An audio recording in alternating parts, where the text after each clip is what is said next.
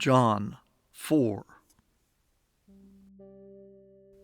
Therefore, when the Lord knew that the Pharisees had heard that Jesus was making and baptizing more disciples than John, although Jesus himself didn't baptize, but his disciples, he left Judah and departed into Galilee. He needed to pass through Samaria, so he came to the city of Samaria called Sychar, near the parcel of ground that Jacob gave to his son Joseph. Jacob's well was there. Jesus, therefore, being tired from his journey, sat down by the well. It was about the 6th hour. A woman of Samaria came to draw water. Jesus said to her, "Give me a drink," for his disciples had gone away into the city to buy food. The Samaritan woman therefore said to him, "How is it that you, being a Jew, ask for a drink from me, a Samaritan woman? For Jews have no dealings with Samaritans." Jesus answered her, "If you knew the gift of God, and who it is who says to you, 'Give me a drink,' you would have asked him, and he would have given you living water." The woman said to him, "Sir, you have nothing to draw with, and the well is deep. So where do you get that living water? Are you greater than our father Jacob, who gave us the well and drank from it himself, as did his children and his livestock?" Jesus answered her, "Everyone who drinks of this water will thirst again. But whoever drinks of the water that I will give him will never thirst again.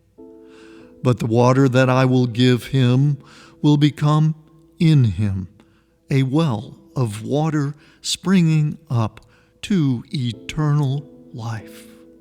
The woman said to him, "Sir, give me this water, so that I don't get thirsty, neither come all the way here to draw." Jesus said to her, "Go, call your husband, and come here." The woman answered, "But I have no husband." Jesus said to her, "You said well, 'I have no husband,' for you have had 5 husbands, and he whom you now have is not your husband. This you have said truly." The woman said to him, "Sir, I perceive that you are a prophet.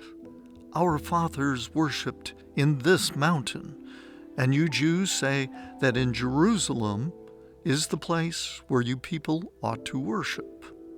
Jesus said to her, "Woman, believe me, the hour is coming when neither in this mountain nor Jerusalem will you worship the Father. You worship that which you don't know. We worship that which we know, for salvation is from the Jews. But the hour comes, and now is, when the true worshipers will worship the Father in spirit and truth, for the Father seeks such to be his worshipers. God is spirit, and those who worship him must worship in spirit and truth." The woman said to him, "I know that Messiah is coming, he who is called Christ. When he comes, he will declare to us all things." Jesus said to her, "I am he, the one who speaks to you." Just then his disciples came. They marveled that he was speaking with a woman, yet no one said, "What are you looking for?" or "Why do you speak with her?" So the woman left her water pot, went away into the city and said to the people, "Come, see a man who told me everything that I have done. Can this be the Christ?" They went out of the city and were coming to him. In the meanwhile, the disciples urged him, saying, "Rabbi, eat." But he said to them, "I have food to eat that you don't know about." The disciples therefore said to one another, "Has anyone brought him something to eat?" Jesus said to them, "My food is to do thy will of him who sent me and to accomplish his work. Don't you say, 'There are yet 4 months until the harvest.' Behold, I tell you, lift up your eyes and look at the fields, that they are white for harvest already.